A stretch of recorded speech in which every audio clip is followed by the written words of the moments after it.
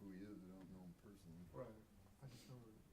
No, is that the 3-minute egg the official 3-minute egg timer? Yeah.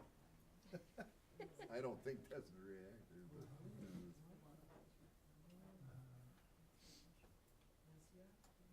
Have we seen this one before? I think we did Yeah. it was Reprogram our a heads up deal. Study Yes, session. Yeah. fun is kicking on, boiling air, warm but not hot. Well, that says 5 PM, so that must mean it's time to start, yes? Ships off, the fan still blows. Hey, Jamie, Yes. this thing says 5 PM. I'm assuming it's on a different time zone. Yeah, yes. Wow. Between like that I guess, I just noticed that. Which means it's 6 p.m. 6 PM here, It so is 6 now, yes. Tablet. we're gonna call to order the February 5th, 2019 regular meeting of the Chino Valley Planning and Zoning Commission. Mr. McCafferty, would you lead us in the allegiance? To the flag of the United States of America and to the republic for which it stands, one nation, under God, indivisible, with liberty and justice for all.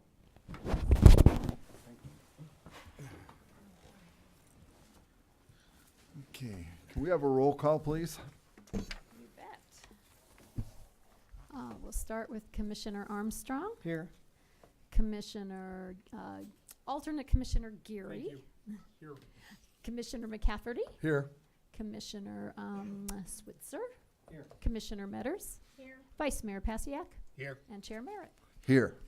Would also like to take just a second to welcome our new member of our commission, Mr. Robert Switzer. Thank you. Thank you. Okay, item 4A, consideration and possible action to approve the January 15th, 2019 special meeting minutes. Has everybody had a chance to look at them? Any comments, corrections, any concerns? I would entertain a motion. Mr. Chairman, I'll make a motion to approve the minutes as printed and submitted. Have a motion, do we have a second? Second. We have multiple seconds. All in favor? Aye. Aye. Anybody opposed? Motion carried unanimously. Item 5, staff reports. Alex.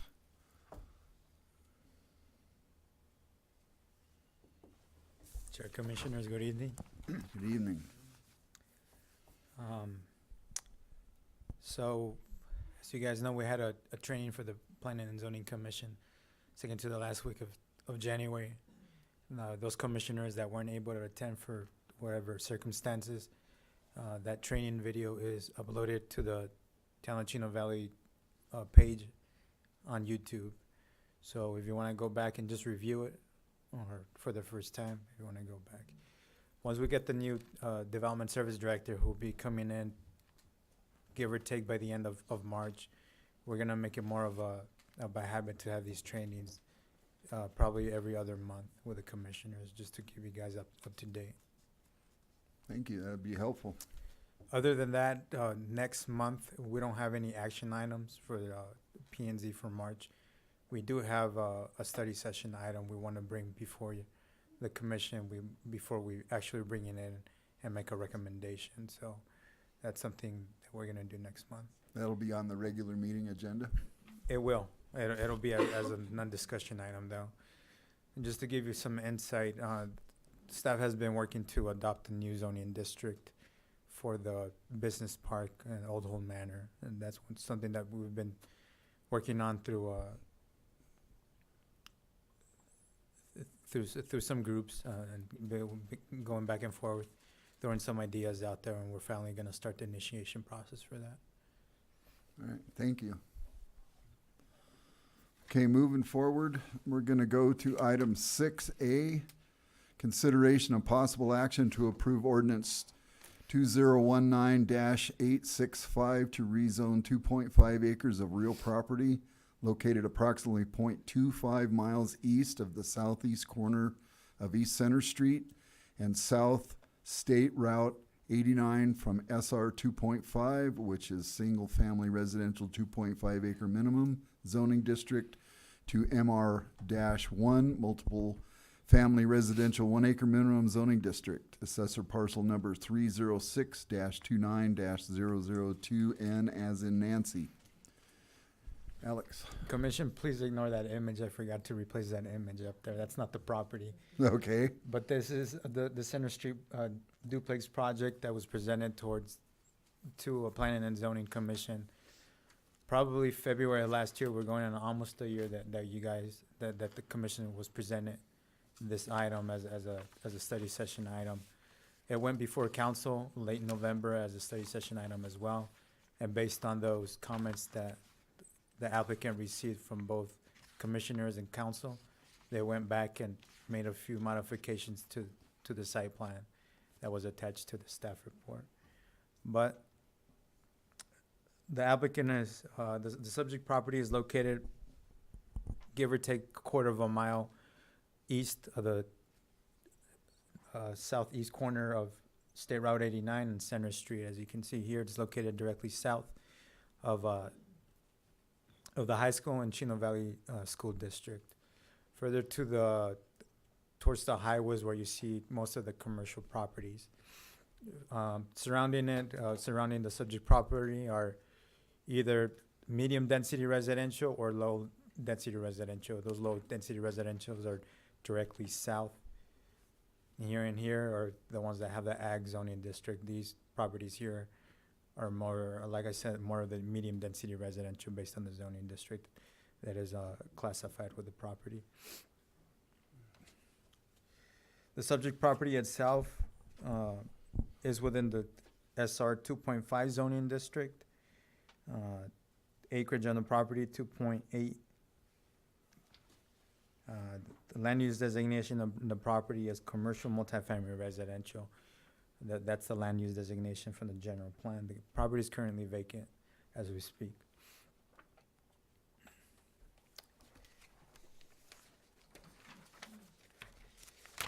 The applicant requests the MR1 zoning district on the property, the multifamily residential 1 acre minimum zoning district on the property in order to do improvements on the said property.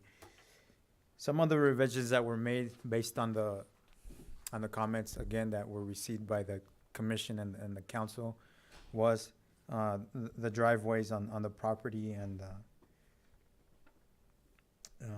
the applicant has stated that each property or each unit is gonna have a 2-car garage with a 22 to 24 deep driveway. And that was a modification that was made from the last site plan. Also, he's stating that in every driveway there, you're gonna be able to park 4 vehicles, 2 within the garage and 2 within the driving aisle. Another modification that he made to the site plan was locating a guest parking, as you can see here to the north.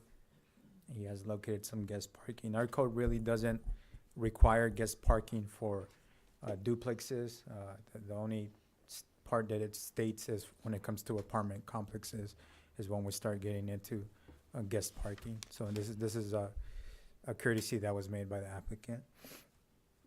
So again, as stated, the applicant is requesting the MR1 zoning district in order to develop the property into duplexes, 9 duplexes, resulting in 18 separate units. As far as utilities for the property, we don't really want to get involved with that, but it doesn't have to do with land use, but we're gonna comment on it. As far as water, our utility water line doesn't go through Center Street here. They have, I believe, access to Prescott water, but the density of the project isn't gonna equivalate, or the water that they get from Prescott isn't gonna be enough for the duplex that they're asking for. So what he's proposing to do is put a water site here, a well pump and water storage tank that's gonna be located here to the southwest of the property. As far as for sewage, he is gonna be connecting to the town sewer line through a 12-inch main. One of the other things that was mentioned during the study session was amenities. So what are they gonna do about amenities? He's gonna locate this area here as a green space for the community to gather in. It's gonna serve as for dual purposes, as far as a retention basin, and he's locating some park benches there and a play set. One of the other improvements that he's made is that he's widened the road as well. I believe that the first conceptual site plan that he brought in had a 24 wide road. He's gonna extend that to either 26 or 28. It's not sure yet, but this will be a private street. It is gonna be maintained by the property owner. This is not gonna be dedicated to the town. The applicant went before the public, or had a neighborhood meeting on January 14th. At that meeting, there were approximately 12, or we sent out about 12 notifications. At the meeting, there was about the same amount of people who attended the meeting. They had several issues with the project, and I'm just gonna go down the list and mention these and how the applicant reacted to them. First of all, the property owner to the east had a big concern about the water levels in that area, based on the density that the applicant was requesting, 18 units, 9 duplexes, what that was gonna do to their water levels. As far as that, the town doesn't regulate wells. That goes through ADWR, and through ADWR, when he applies for that permit, for the well permit, he's gonna have to prove that he can support that density. Another of the concerns that the residents had were a screening of the project.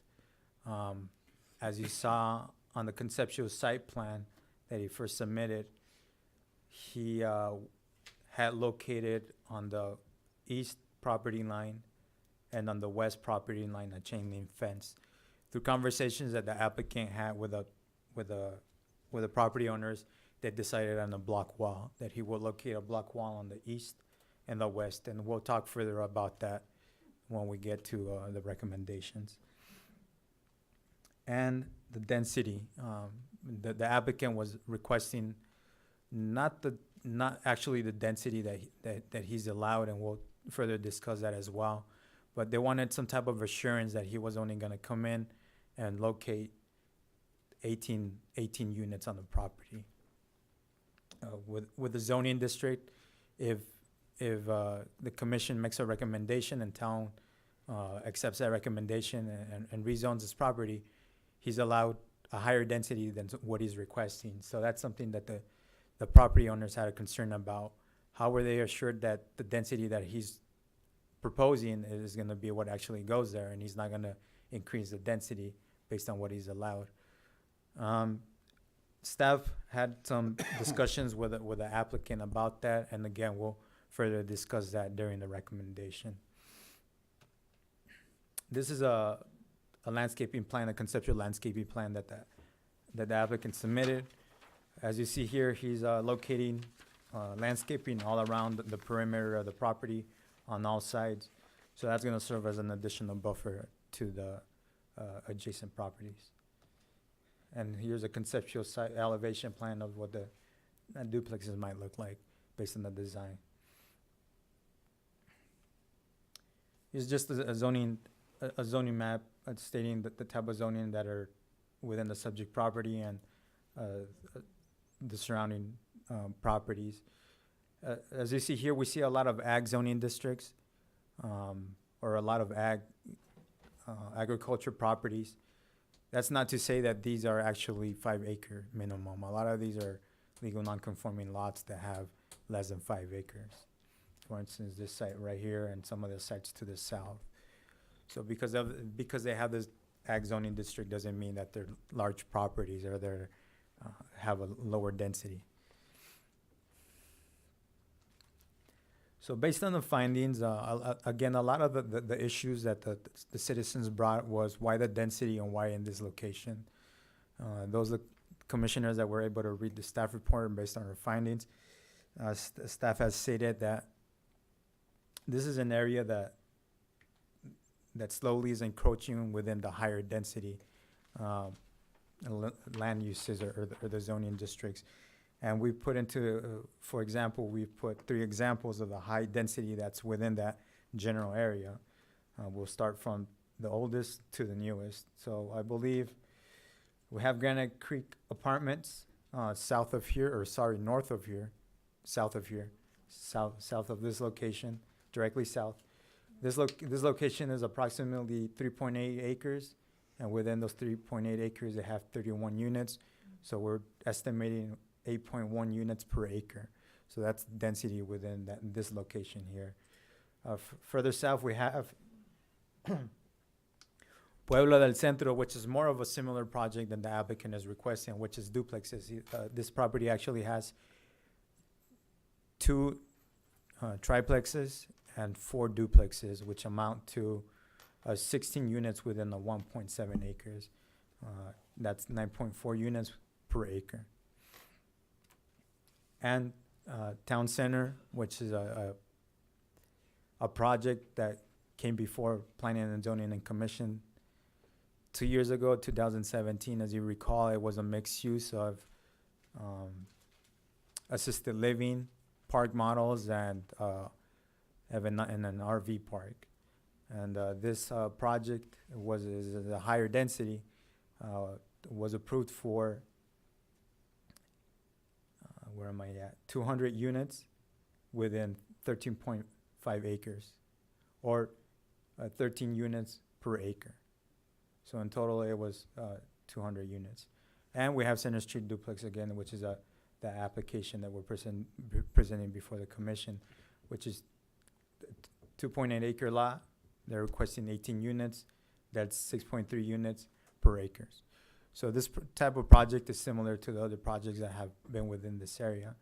So again, talking about the zoning district, let's say that we went this application went forward and was approved just with a MR1 zoning district.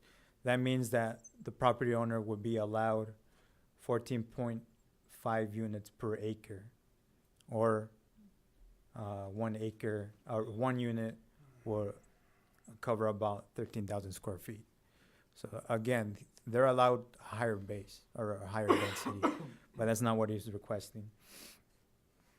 So again, based on our findings, the staff recommends that the Planning and Zoning Commission forward a recommendation of approval to Town Council. Again, based on our findings, this type of density is within this general area. The general plan has this area as multifamily / commercial. The general plan does support this type of land use within this general area. Let me make emphasis on the conditions of approval though. Condition number 1, the property shall generally conform to the attached site plan. That means that the applicant is held to this density.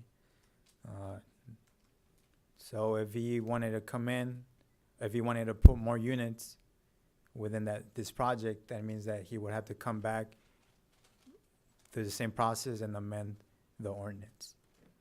This is not to say that he can't play within what we call within the sandbox. He can rearrange the units and locate the units within, arrange them differently than what they are in this conceptual site plan. But at least with this type of language, he's held to that density. Condition number 2, a block wall should be located along all property lines except for the front property line. As stated before, the site plan that was submitted was modified. He did add the language here. He crossed out the language where it said chain link fence, and he updated that and did put block wall. So that's within the site plan. The way staff looks at it, I mean, if he's gonna put a wall, he might as well put it within all perimeters. I'm not exactly sure why he would put a wall on the east and the west and not the south. I mean, there are residents there. If it's currently vacant, it is gonna be developed sooner or later. So staff believes that the wall should be located within all perimeter property lines except for obviously the front property line. And then the last condition of approval, if the project is developed in phases, the block wall shall be completed during the first phase. We believe that that should be one of the first things that should go up for the project is the block wall, which will serve obviously as a buffer for adjacent properties. It'll serve as a buffer for noise and other activities that shall be considered nuisance to the adjacent property owners. The applicant is not here. I just realized that, but if staff wants to go ahead and have any questions of myself, or maybe questions for them that I might try to answer. Okay, so is there any questions from anybody on the commission concerning what's before us right now for Alex? I just have one question. What's the height of the block wall? We have not spoken about that. Usually within a residential area, a block wall can go from minimum 6 feet is what the UDO requires, minimum 6 feet, maximum 8 feet. Okay. Go ahead. Alex, this plan, I don't have my general plan with me, but within the general plan, this property fits within the red area or the commercial? Yes, as you recall, probably if we're talking about State Route 89, both sides, I believe this is a quarter of a mile, right? From State Route 89 to Road 1 East. Frank, is that a quarter of a mile or is that half a mile? It's half a mile. So the general plan shows from State Route 89, half a mile to the north and to the east as commercial Okay. multifamily residential. Okay, so It's this that is, commercial corridor that is as what we recognize it as. so this plan is consistent with the general plan? That's correct. Just a couple of things. I know you've already gone over this, but just to clarify. So it says item 1, property shall generally conform to the attached site plan, meaning that limits the density of the property, but that doesn't mean that he has to stay with what's proposed right now. That's correct. I think this is a conversation that we had before. By law, we're not allowed to limit the permitted uses that are already allowed by right within the zoning district. We can keep it as far as, like we said, as far as density. That's as far as we can go. Okay. And then the block wall, just to clarify, that is all sides of the property with the exception of the front road frontage will have the block wall. That's correct. And if that's something that the applicant is not in agreement with, he agreed to locate a block wall on the east and west property line. Staff, within internal conversations, we added also a block wall to the south.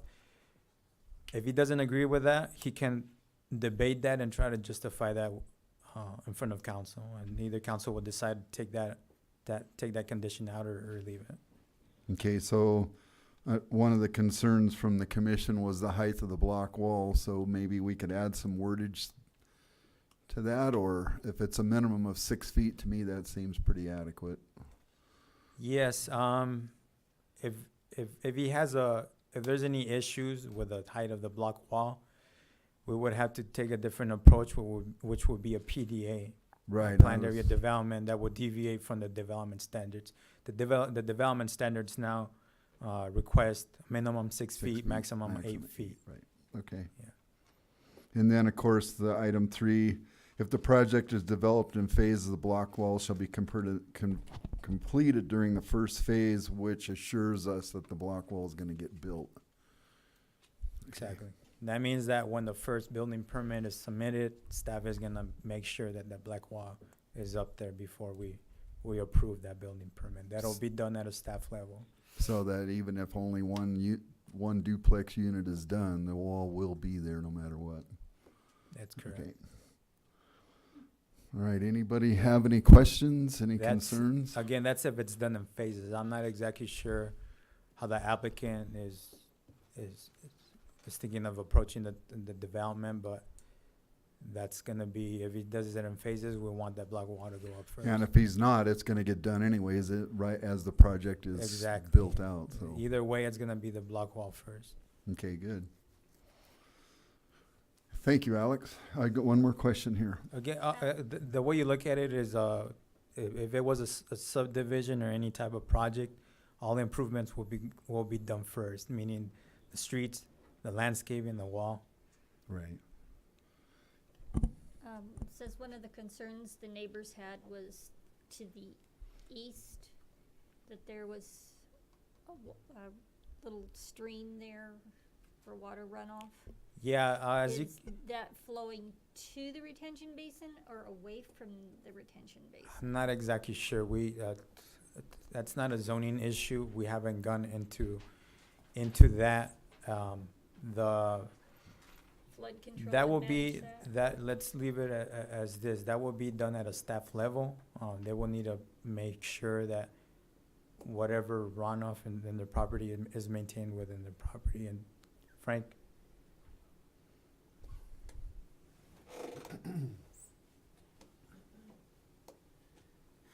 Yeah, thank you, Chair and Commissioners. As far as the drainage goes, that's handled through the permit process more so at a staff level, but just know that for all developments, they're required to, there's two ways to look at it. You've got the development drainage, the extra rooftops and things that are added. They're required to detain the post-development drainage to the pre-development levels. They can't release any more water than is historic there.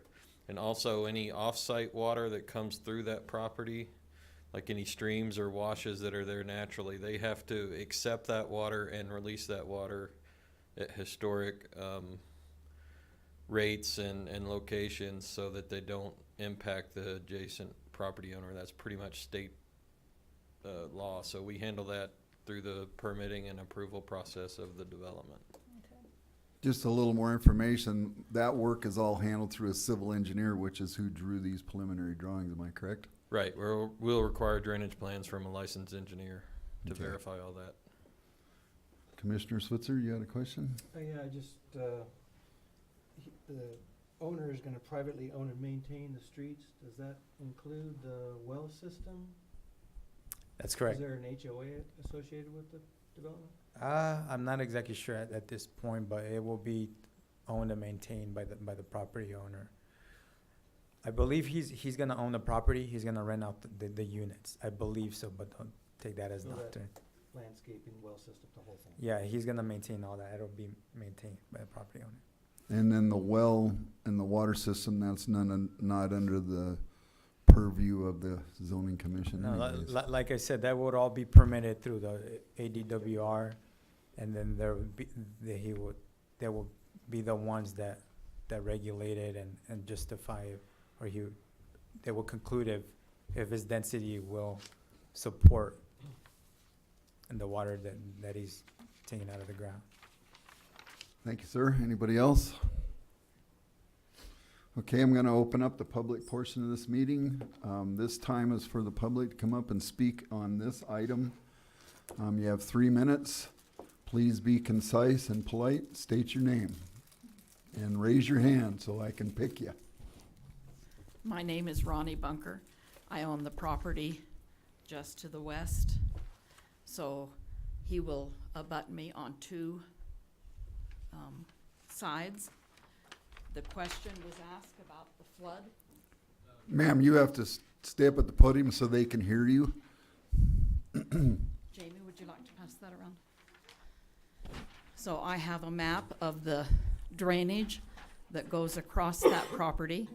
And if you look, this map is for 100-year flood. And there are places there across the property where a 100-year flood would put 4 feet of water across the lower part of that property.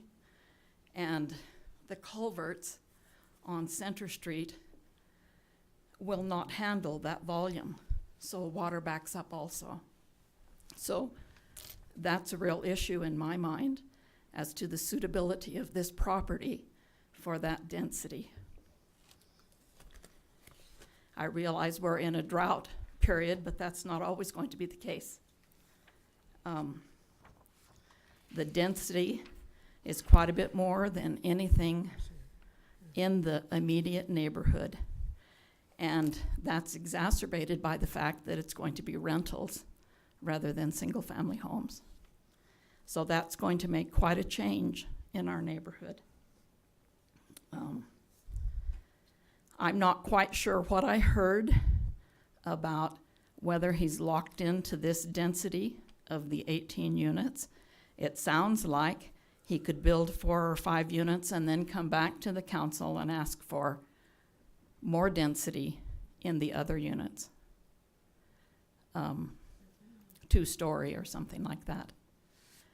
We would like to see it locked in to the density that he is now proposing. So, other than that, and water issues, which it sounds like we have no control over. But All right, thank you, ma'am. Anybody else care to speak? My name is Karen Archibald, and I own the property along with my husband directly east of this, and it will significantly impact us. My biggest concern, of course, is how much water potentially 36 or more people are going to use for a property that only has approximately 2.5 acres that are usable. The wash area, which just looks like a patch of grass, is extremely deep and runs through the back end of my property, making, I would say, a third of our property unusable. I understand that the previous owner of our property, who was there 20 years, went to the town to ask permission to do some kind of alterations to the wash. And that's a minor wash. You could drop a house in it. It's that big, and it's extremely deep. And where it cuts through this property, I have actually walked into there. There was a flood that came through and knocked a very large chain link fence clear to the ground. It's not like you could just put a little park in there and a couple of benches. He would have to do some significant modifications to that area. The people who owned our property prior to us were told by the town they were not to alter that wash in any way. They had asked if they could do something with it because it basically renders a significant portion of our property unusable. But my other concerns, because I experienced this where I lived before, we talked to the young man who owns the property. The sign on the property that's posted by the town says 9 duplexes. And I talked to a couple of the council members, and they had said they had basically been under the impression it was 9 duplexes. The young man said he's putting 18 individual units in it, but he could put up to 40. And my concerns are that, you know, we're all on wealth, and we know with droughts, water levels go down. They go up significantly if we get, you know, enough. We understand from the water report we heard at the city council that it would take like a gully washer to raise our aquifer. So that, and he has addressed the issue of the chain link fence, which I had a fit. He wants to attract young families. A block wall would be the only suitable solution to that. However, I have no idea how he's going to put a block wall through that wash. And I had a contractor out. We have the barn that's just adjacent to that. And I said, they want to put, you know, apartments. And he said, what are they going to do with the wash? I said, I have no idea. He said it would require major modifications. And that's pretty much, I mean, obviously it's going to increase traffic. I question the commercial area that surrounds us because it's mostly horse ranches. There's a livestock breeder. We have a corral there that we don't presently have occupied, but it's going to be right next to the apartments, so you're going to have manure, flies, and it's farmland. I don't really see there's Residents behind us that has some commercial trucks, but we're talking 2 or 3 trucks in and out of that property a day. So I don't know that this really fits with the nature of the neighborhood either. So that's pretty much all I have to say. Thank you. Thank you, ma'am. Thank you. Anybody else?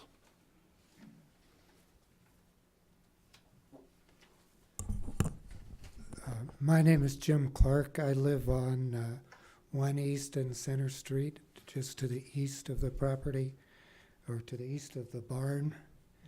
And some of that wash is on our property as well, where the culverts go through. And we've lived in this property for 30 years. It is like a 2.5 single house neighborhood with people that are, you know, interested in using that property. I've seen many times where the wash has flowed over Center Street and onto the property to the north where the pond is there.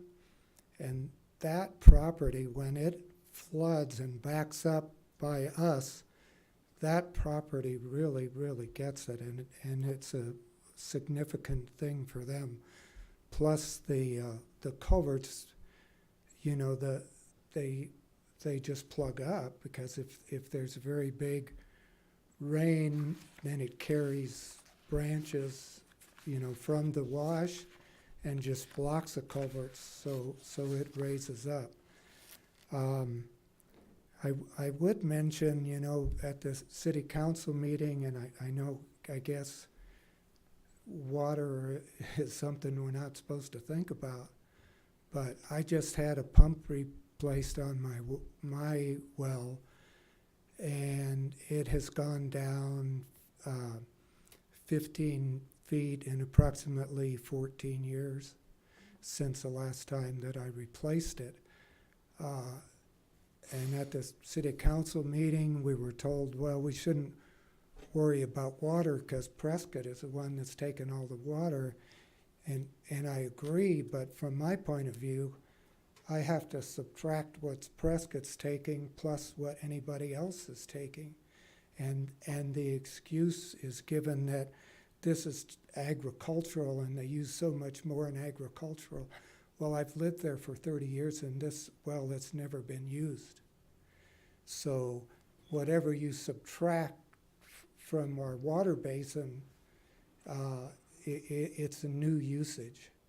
And saying that it's going to be less, but it isn't, because it was never used. It's been vacant property. So from where I sit on Center Street, I have to subtract the new tank from Prescott, as well as multiplying our density of our population, you know, by 9 duplexes, 18 families, 70, you know, 50, 70 cars, and whatever amount of water they're going to use.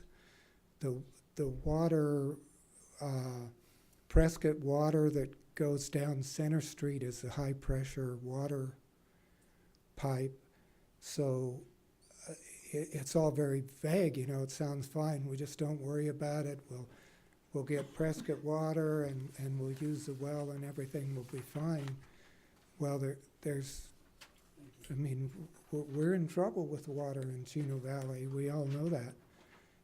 And I just ask that whether you can't rule on it, but please be aware of it. You know, this is an impact on a neighborhood that I've been part of for 30 years and have enjoyed raising my children, and the beauty of Chino Valley in having a little bit of space and a culture that I feel comfortable in. This is a disruption of that culture and of my lifestyle. And, you know, if it's progress, I guess I get out of the way or something, but I just want you to understand it is impacting people in that neighborhood. Thank you, sir. Anybody else in the public? Yes, ma'am. Please step up to the podium. I just wanted to clarify the prior water use on that property. It was farmed many, many years ago before I came there. I've been there 30 years. It was farmed by Ted Bates, who had the farm that is now the high school. And he did not pump water from the aquifer to irrigate that land. It was CVID water that came from Watson and Willow Lakes. Thank you. Anybody else in the public like to speak? All right, we're going to close the public portion of the meeting for this item. Anybody on the commission have further questions or concerns? Mr. Marbury, could you please come up and address some of the questions concerning the drainage and the water flow and the ditch or the wash? What do you need? Sure. Can you back up the slide to where it shows the property, The aerial view. the aerial view? There you go, thank you.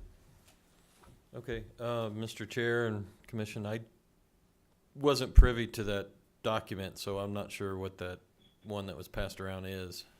It's basically a floodplain map. It might be a FEMA map. Do you mind if I look at it? Absolutely not.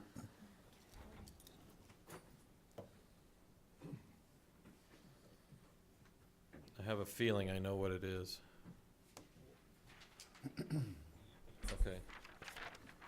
Yeah, this is not technically a floodplain map. This is an exhibit out of a area drainage study that the town commissioned. So what this shows is that the water levels, there are some design conditions, or it's, in layman's terms, it's kind of a worst case scenario that the town had Lion Engineering, who performed the study, look at. So these water levels make some assumptions based on the large area of the study.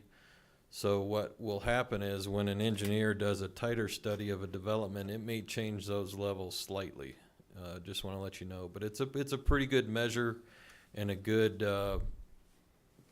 planning tool that we use to look for water levels. So there are substantial water levels in this drainage, and that's where I said that the engineer is charged with designing the water to be carried and handled off-site flows that come onto the property. They have to accept those flows and discharge those flows.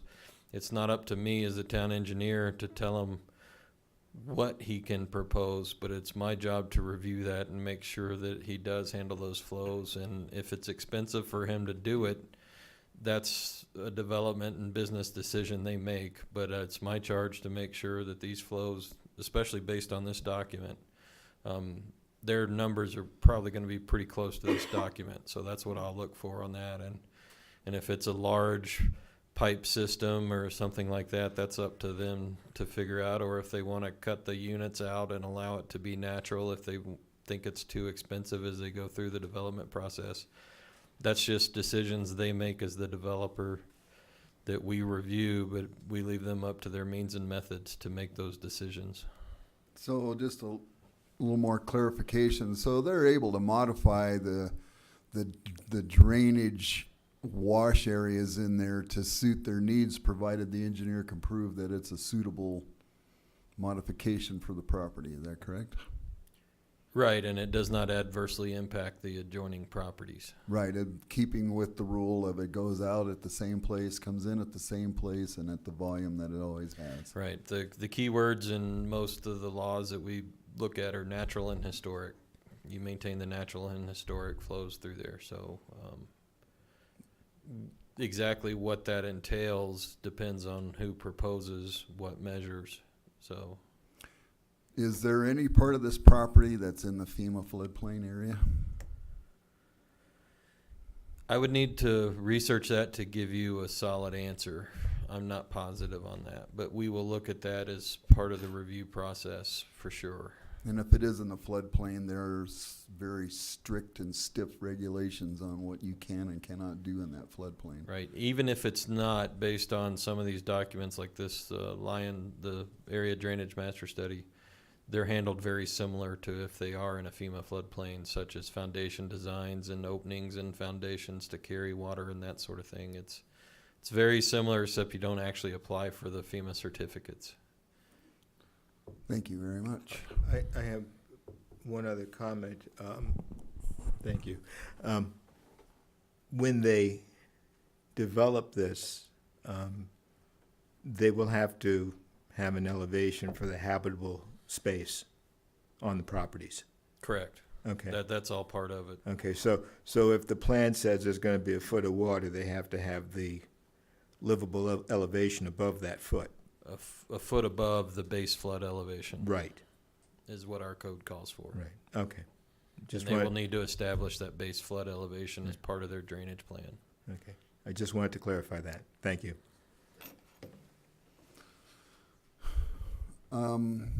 Any other questions? Thank you, sir. Right. Is it okay if I give this back to the person that had it? Absolutely. Thank you. Well, if we have no further questions or concerns, I would entertain a motion. Mr. Chairman, I move to recommend approval to town council to adopt ordinance 2019-856 as presented by staff with their listed conditions. Okay, I have a motion. Do we have a second? I'll second that. So we have a motion and a second. Any further discussion before we vote? Okay, we're gonna do a roll Was call that you vote. Who seconded? Yes, ma'am? I need to know who seconded, please. It was, okay, thank you. So we'll do a roll call vote, please. Okay, we'll start with Commissioner Armstrong Aye. and Commissioner Gary. Thank you. Nay. Nay. And Commissioner McCafferty. Aye. And let's go to Commissioner Switzer, Aye. Commissioner Metters, Aye. and Vice Chair Pasiak, Aye. and Chair Merritt. Aye. So Okay. the motion is carried. 6-1. All right. Moving forward to item 7, non-public hearing action items. Do we have any of those? We had a request for the person who voted nay to explain why. He can choose to do that, but he Yes, doesn't he have to doesn't do have to. that. Yes, he does. Just so Well, you know. I don't have a problem with that. I just wonder why when Center Street was torn up and there was a new main put in or something, I wondered why we're not so enlightened that we are not widening Center Street to be like 8 lanes in each direction for the future development of this area. We're looking at a cornerstone of our community in the high school, and I just wouldn't want to be staring at an 8-foot block wall, which seemed to be a very important factor with my kid going to school over there. So that was a. You do understand, of course, that along the road there is no block wall. Yeah, that doesn't keep my eyes from keep going though. Okay, thank you, sir. Thank you. Okay, did that satisfy you? All right, so moving on to item 7, non-public hearing action items. Do we have any of those this evening? Seeing and hearing none, moving forward to discussion items. We have none of those. Okay, the next portion of the meeting is public comments. This is a call to the public. It gives the public an opportunity to address the commission on any issue within the jurisdiction of the commission that is not on the agenda. Public comment is encouraged. Individuals are limited to speak for 3 minutes. So would anybody like to step up and speak about anything that wasn't on the agenda tonight? Seeing no participation there, item 10, a motion to adjourn. I move that we adjourn. And I'll second that. I have a motion and a second. All in favor? Aye. Anybody opposed? Thank you. Yeah. Thank you, folks, for coming in. I want to hear the State of the Union. Right,